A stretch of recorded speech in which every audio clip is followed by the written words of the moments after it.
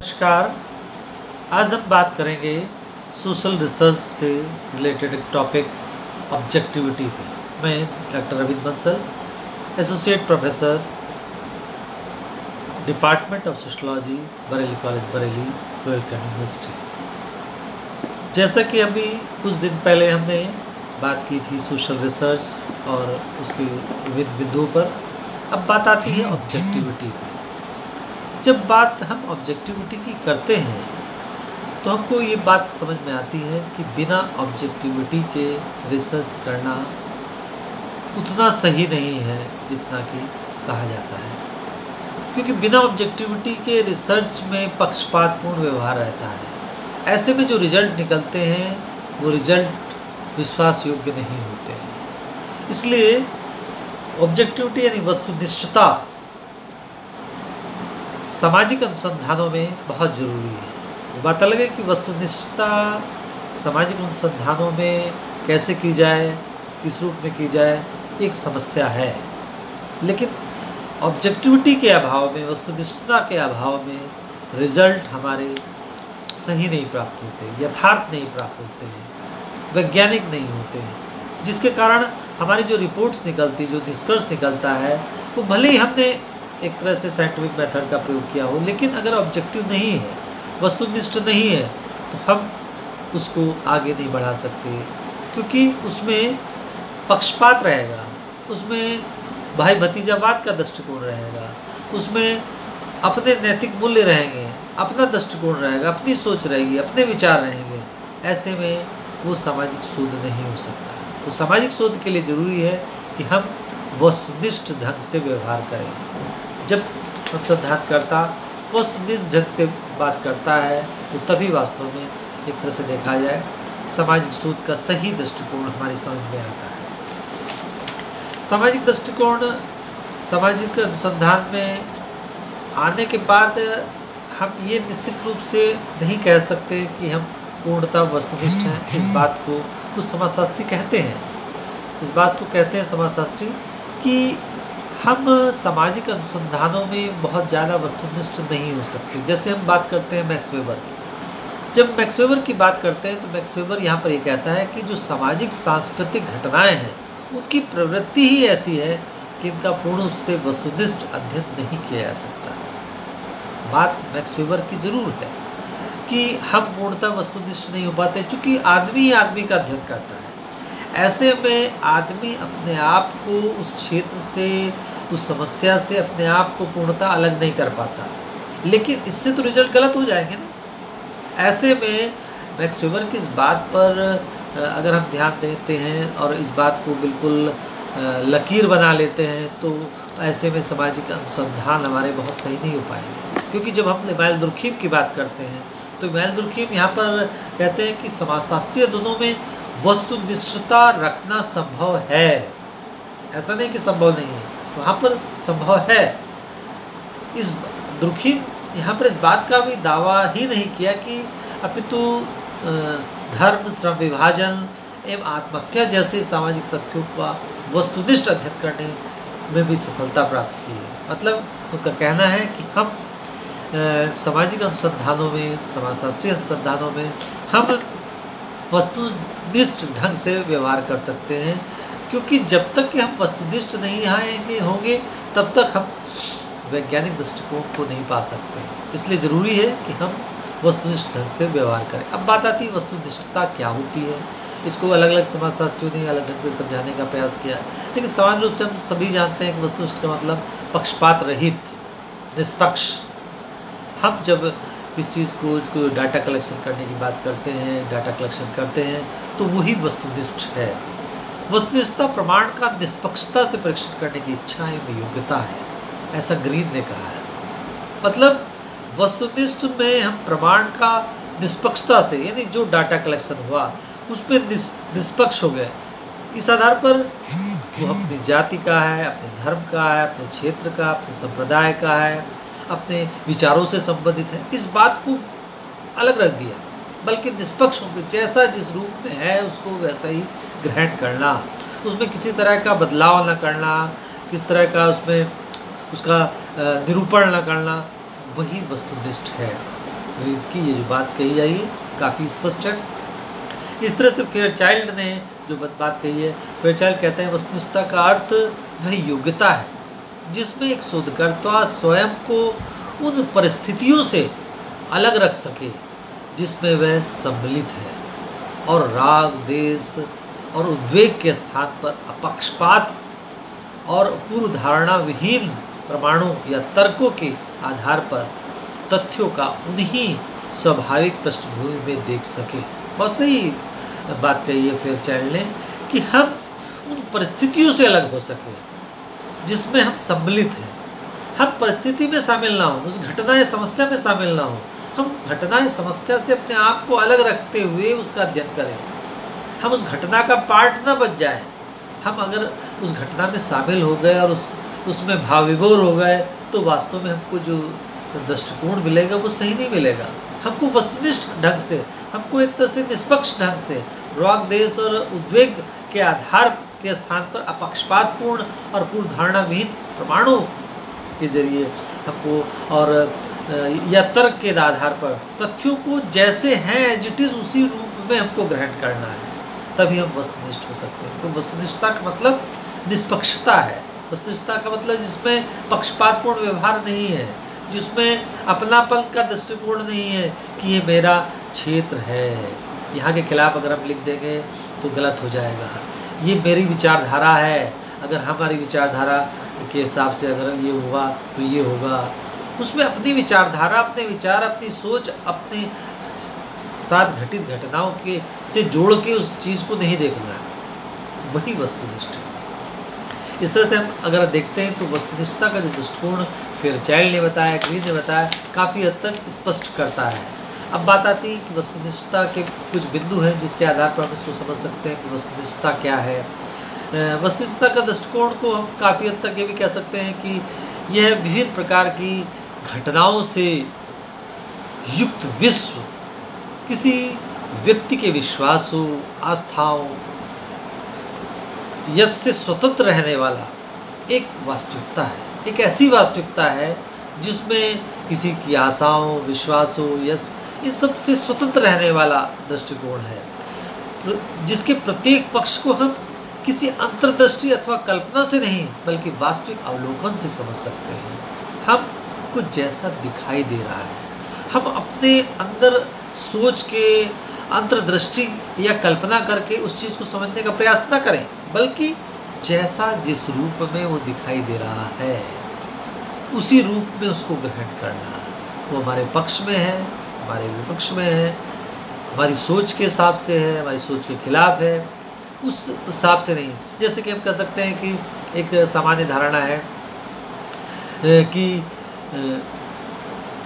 किसी पर्टिकुलर क्षेत्र का दृष्टिकोण, डेवलपमेंट वहाँ पर भौतिकता में वृद्धि से ही देखा जा सकता है, जरूरी नहीं है दूसरे दृष्टिकोण से भी देखा जा सकता है। अगर हम ये कह दें कि इस्लाम से इस्लामीकरण से अव्यवस्था फैलती है, ये एक जो सोच है, इस सोच से अलग हटके काम करना है। बल्कि ये भी हो सकता है कि जो दूसरे रूप में हो सकता है, तीसरे रूप में हो सकता है। मतलब कहने का कि उसमें अपनी सोच का समावेश नहीं करना है, जैसा जिस रूप में उसको उसी रूप में ग्रहण करना है। इसको समझने के लिए इसके वस्तुनिष्ठता के जो कुछ बिंदु हैं उसके आधार पर इसको समझने का प्रयास करें। समाजशास्त्री अध्ययनों को वैज्ञानिक बनाने के लिए आवश्यक है। वस्तुनिष्ठता का प्रयोग हम इसलिए भी करते हैं कि इसका जो महत्व दिखाई पड़ता है, जो उद्देश्य दिखाई पड़ता है, जो समाजशास्त्री अध्ययन है अगर उसको वैज्ञानिक बनाना है, वैज्ञानिक दृष्टिकोण के रूप में स्थापित करना है, तो वैज्ञानिक बनाने के लिए, वैज्ञानिक के दृष्टिकोण के हिसाब से स्थापित करने के लिए ज़रूरी है कि हमको वस्तुनिष्ठ दृष्टिकोण अपनाना होगा। क्योंकि अगर हम वस्तुनिष्ठ दृष्टिकोण को अपनाएंगे नहीं और हम कह देंगे हमने वैज्ञानिक ढंग से काम किया और हम उसको समाजशास्त्री अध्ययन हो गया। विज्ञान का प्रयोग तो यह है कि किसी वस्तु का क्रमबद्ध अध्ययन विज्ञान है, लेकिन अगर उसमें हमने अपनी सोच का समावेश कर दिया कि हमने 10 लोगों से बात करी, उसमें से किसी 5 लोगों ने ये कहा कि ये पर्टिकुलर कास्ट ऐसी है, ये पर्टिकुलर धर्म ऐसा है, ये पर्टिकुलर समुदाय ऐसा है और वो हमारे धर्म से संबंधित है, वो हमारी जाति से संबंधित है, हमारे क्षेत्र से संबंधित। ऐसे में हमने उस चीज़ को चेंज कर दिया, उसमें मैनिपुलेशन कर दिया। ऐसे में वो जो मैनिपुलेशन है, जो चेंज है, जो बदलाव है अपने पक्ष के प्रति, वो एक तरह से समाजशास्त्रीय अध्ययन के लिए वस्तुनिष्ठ नहीं हो सकता। यानी उसको हम वैज्ञानिक पूर्णता नहीं मान सकते। वैज्ञानिक होने के बाद भी वो वैज्ञानिक नहीं। दूसरी बात, अगर हम यहाँ पर कहते हैं कि वैज्ञानिक पद्धति का जो कुशल प्रयोग, उसके लिए आवश्यक है वस्तुनिष्ठ होना। मतलब जो वैज्ञानिक पद्धति है उसके लिए ज़रूरी है कि हमको वस्तुनिष्ठ दृष्टिकोण को अपनाना होगा। हम कहते हैं हमने साइंटिफिक मेथड का प्रयोग किया, हमने साइंटिफिक मेथड का प्रयोग करके निष्कर्ष निकालने का प्रयास किया, लेकिन हम वस्तुनिष्ठ नहीं हुए। हमने वस्तुनिष्ठता का प्रयोग नहीं किया। अगर हमने वस्तुनिष्ठता का प्रयोग नहीं किया तो हम साइंटिफिक मेथड का कुशल प्रयोग नहीं कर सकते। हम साइंटिफिक मेथड को यानी वैज्ञानिक पद्धति को के हिसाब से अपने आप को सही रिजल्ट की तरफ नहीं ले जा सकते। इसलिए ज़रूरी है कि हमको वस्तुनिष्ठ होना होगा। यथार्थ ज्ञान प्राप्त करने के लिए भी ज़रूरी है। हमको वास्तविक ज्ञान अगर चाहिए तो हमको वस्तुनिष्ठ होना होगा।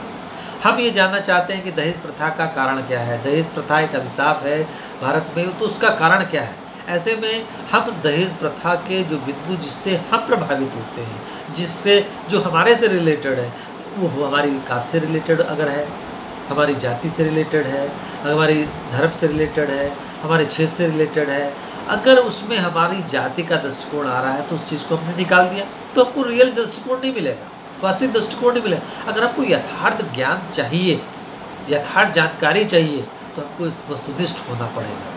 अच्छा, तथ्यों का जो सत्यापन है उसके लिए भी आवश्यक है हमको वस्तुनिष्ठ होना पड़ेगा। जो हमारे जो तथ्य होते हैं उनको हम उनका पुनर्परीक्षा हो सके, उनका सत्यापन हो सके। उनकी सत्यापन करने के लिए ज़रूरी है कि पहले उस तथ्यों के इकट्ठे करने में हमको वस्तुनिष्ठ होना पड़ेगा।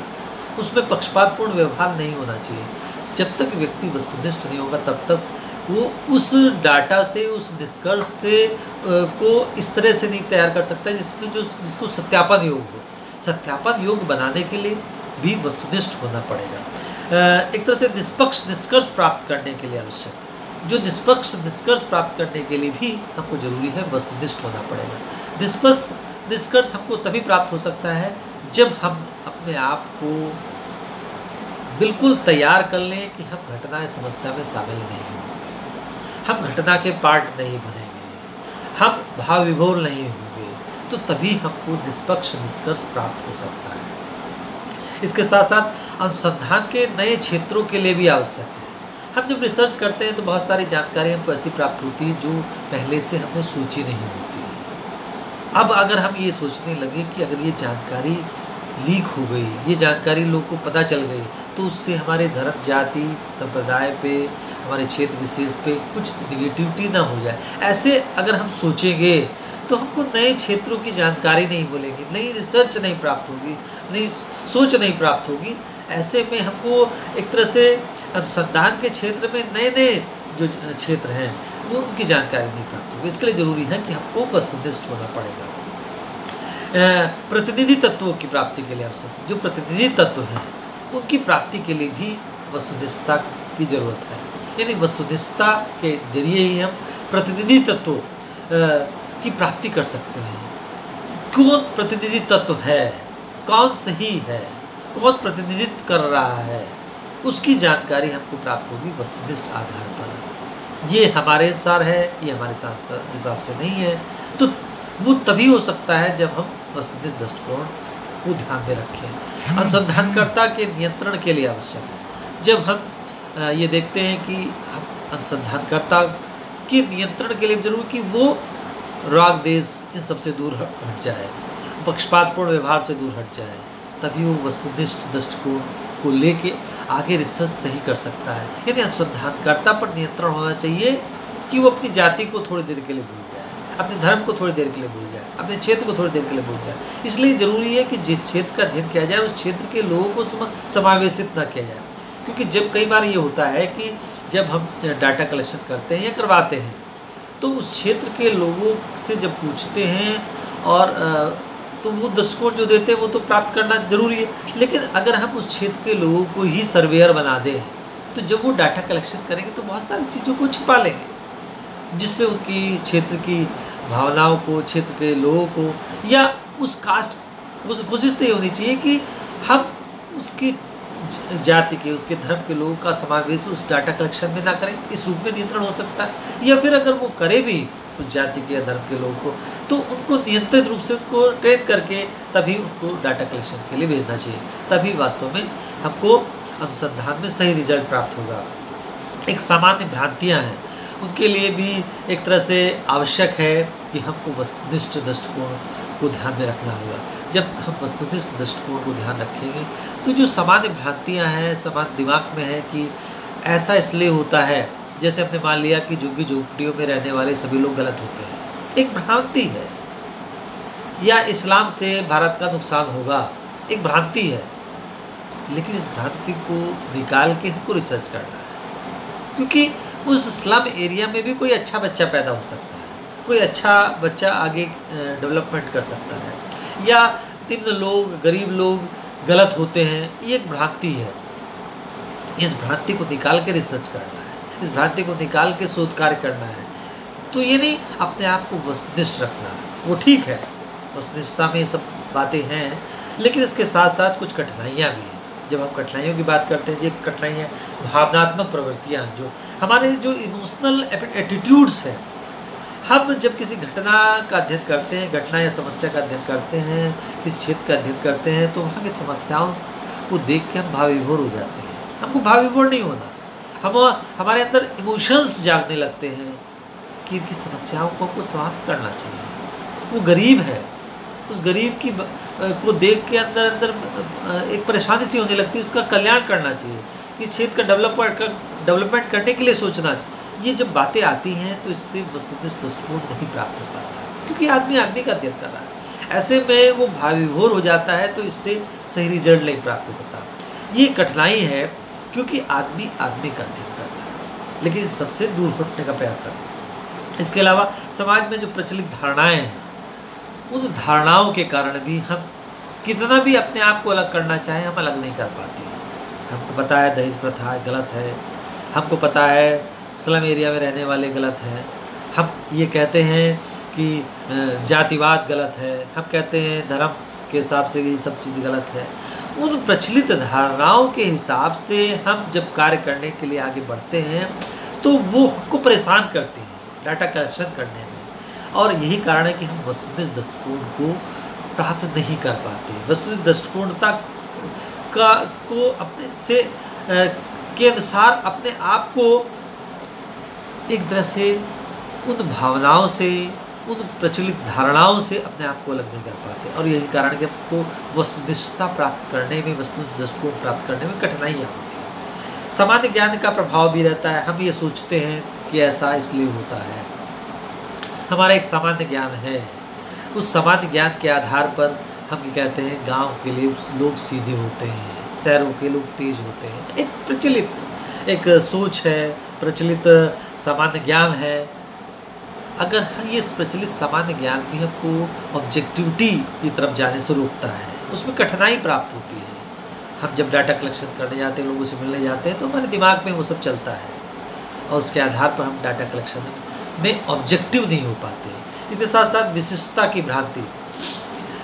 की भ्रांति भी जब हम हमारे दिमाग में रहती है, एक विशिष्ट दृष्टिकोण, हमारा एक विशिष्ट सोच रहती है किसी क्षेत्र के प्रति, किसी विचार के प्रति, और उसके आधार पर उसी बात को हम सही मान लेते हैं और उसके आधार पर हम उस क्षेत्र का अध्ययन करते हैं। किसी एक बात को हम अपने ऊपर, जैसे किसी व्यक्ति ने ये कहा कि इस क्षेत्र के लोग बड़े खराब होते हैं, दूसरे से बात की, तीसरे से बात, अब उस एक व्यक्ति ने जो बात कही, इस क्षेत्र के लोग खराब हैं, इस क्षेत्र के लोग अच्छे हैं, तो वही बात हम पे अगर प्रभावी होगी विशिष्ट रूप से, तो ऐसे में हमारा डाटा कलेक्शन में ऑब्जेक्टिव दृष्टिकोण नहीं प्राप्त होगा। क्योंकि अगर 100 लोगों से पूछा तो 1-2 लोग का ऐसा नेगेटिव दृष्टिकोण हो सकता है जो उन सबसे अलग हो। ऐसे में उसी चीज़ को सब रूप में प्रभावी कर दिया जाए, तो वो ऐसे में ऑब्जेक्टिव दृष्टिकोण नहीं प्राप्त होगा। तो ऑब्जेक्टिविटी प्राप्त करने में, वहाँ पर वस्तुनिष्ठ दृष्टिकोण प्राप्त करने में कठिनाई प्राप्त होती है। इसके अलावा शोधकर्ता के निहित स्वार्थ का दृष्टिकोण भी हमको एक तरह से ऑब्जेक्टिविटी में बाधा पैदा करता है कि प्रत्येक शोधकर्ता किसी न किसी, जैसे मैंने कहा, जाति से संबंधित है, क्षेत्र से संबंधित हो सकता है, किसी राजनीतिक दल से संबंधित हो सकता है, किसी विचारधारा से संबंधित होता है। उस निहित स्वार्थ के कारण वो एक तरह से अपने आप को ऑब्जेक्टिव नहीं बना पाता, वस्तुनिष्ठ नहीं कर पाता, और ऐसे में जो भी डाटा कलेक्शन करता है उसमें अपनी राजनीतिक दल, अगर वो किसी राजनीतिक दल का है, किसी संगठन का आदमी है, तो वो एक तरह से उसके निहित स्वार्थ के कारण हम वस्तुनिष्ठ दृष्टिकोण प्राप्त करने में कठिनाई अनुभव करते हैं। इसके साथ साथ स्वार्थ समूह का हस्तक्षेप भी इसमें दिखाई पड़ता है। जब हम डाटा कलेक्शन करने जाते हैं तो अनेक स्वार्थ समूह हैं, उस स्वार्थ समूह के कारण भी हमको परेशानी आती है। वो स्वार्थ समूह डाटा कलेक्शन करने में हमें व्यवधान पैदा करते हैं, क्योंकि वो ये कहते हैं कि ऐसा दृष्टिकोण अगर प्रस्तुत कर दिया गया तो ऐसा हो जाएगा, ऐसा दृष्टिकोण प्रस्तुत कर दिया तो वैसा हो जाएगा। ये जो ऐसा वैसा कहने के लिए स्वार्थ समूह का दृष्टिकोण है, ऐसे में हम वस्तुनिष्ठ दृष्टिकोण प्राप्त करने में हमको कठिनाइयाँ पैदा होती हैं। इसके अलावा एक दृष्टिकोण ये भी दिखाई पड़ता है कि हम जब डाटा कलेक्शन करने जाते हैं, शोध कार्य करते हैं, तो उसमें जो शीघ्रता का जो दृष्टिकोण है कि जल्दी से जल्दी डाटा कलेक्शन करो, टाइम निकल जाएगा, उसके कारण भी हमको वस्तुनिष्ठ दृष्टिकोण नहीं प्राप्त होता, क्योंकि हम ऐसे में बहुत सारी चीज़ें, या कहा जाए बहुत सारा डाटा तो कलेक्ट करते हैं, लेकिन बाकी डाटा में अपने विचार के हिसाब से उसको मैनिपुलेट करके उस डाटा को आगे बढ़ा देते हैं, जो कि एक तरह से गलत दृष्टिकोण होता है। कई सारे ऐसे अनुसंधानकर्ता ऐसा करते हैं कि उसमें पक्षपातपूर्ण दृष्टिकोण दे देते हैं, शीघ्रता करने के चक्कर में जल्दी से, जैसा कि वो बता रहा है, और उसके बताने के साथ साथ अपनी बात को उसमें जोड़ देते हैं और जल्दी से कहते हैं कि शेड्यूल भरवाओ, जल्दी से प्रश्नावली भरवाओ। इससे हमको सही दृष्टिकोण नहीं प्राप्त हो पाता। एक तरह से यहाँ पर अगर हम बात करें समुचित प्रशिक्षण का अभाव, एक दृष्टिकोण ये भी दिखाई पड़ता है। ऑब्जेक्टिव दृष्टिकोण प्राप्त करने में कठिनाई यहाँ पर ये भी है कि जब हम किसी को सर्वे करने के लिए भेजते हैं, डाटा कलेक्शन करने के लिए भेजते हैं, या डाटा कलेक्शन करने खुद भी जाते हैं, तो हम जब तक कि किसी को भेजते हैं तो प्रशिक्षित अगर नहीं करते हैं, उसको जानकारी ठीक ढंग से नहीं करते हैं, तो जिसके कारण हम जब क्षेत्र में जाते हैं तो हम ऑब्जेक्टिव दृष्टिकोण नहीं प्राप्त कर पाते हैं। इसलिए ज़रूरी है कि कोई डाटा कलेक्शन करने जाए या खुद भी जाए तो ट्रेन होना चाहिए, उसको जानकारी होनी चाहिए, सही जानकारी होनी चाहिए, यानी प्रशिक्षण उसको सही ढंग से मिलना चाहिए। प्रशिक्षण के अभाव में भी हम वस्तुनिष्ठ दृष्टिकोण प्राप्त करने में कठिनाइयाँ पैदा होती है। एक सजातीयतावाद का दृष्टिकोण भी दिखाई पड़ता है। सजातीयतावाद का जिक्र हमने बहुत पहले भी किया अपने एक लेक्चर में, कि जब एक क्षेत्र का व्यक्ति, एक जाति प्रजाति का व्यक्ति अपने समुदाय को, अपने क्षेत्र के लोग एक समूह को विशिष्ट मानने लगता है दूसरे की तुलना में, और ये मानने लगता है कि हमारा ही क्षेत्र का व्यक्ति, जैसे हम करेंगे पूर्वांचल के लोग पश्चिमांचल के लोगों से अपने आप को श्रेष्ठ मानने लगते हैं, पश्चिमांचल के लोग अपने आप को श्रेष्ठ मानने लगते हैं, यदि बिहार के लोग अपने आप को श्रेष्ठ मानने लगे और उसके आधार पर जब मान लीजिए वो रिसर्च करें, और तो अपने क्षेत्र के पक्ष में वो बातें उसके दिमाग में रहेगी, हमारा समूह श्रेष्ठ है, हमारे क्षेत्र के लोग, हमारे जातीय समूह के लोग श्रेष्ठ हैं। इस आधार पर जब हम डाटा कलेक्शन करने जाते हैं तो हम ऑब्जेक्टिव नहीं हो पाते, यानी ऑब्जेक्टिविटी में एक बाधा पैदा करती है जो सजातीयतावाद, जिसको हमने जिक्र किया था पैटर्न ऑफ कल्चर्स में, रूथ बेनेडिक्ट ने अपनी किताब में प्रस्तुत किया था। इस बात को भी हम समझ सकते हैं। इसके साथ साथ अगर हम सामाजिक घटनाओं की जटिलता भी एक तरह से वस्तुनिष्ठता प्राप्त करने में बाधा पैदा करती है। ये हम जानते हैं कि हम नेचुरल साइंस की तरह से कार्य नहीं कर सकते, हम नेचुरल साइंस के हिसाब से रिसर्च नहीं कर सकते। हम एक तरह से समाज का अध्ययन करते हैं, और समाज में अनेक घटनाएं जो होती हैं इतनी जटिल प्रकृति की होती हैं कि उनको समझना बहुत मुश्किल होता है। आज घटना का कारण ये समझ में आ रहा है तो कल को दूसरा घटना का कारण समझ में आता है। दो गुटों के बीच जो संबंध है और दो गुटों के बीच जो संघर्ष का दृष्टिकोण है, उसका कारण जो हमारी आज समझ में आता है वो कल कुछ और हो सकता है।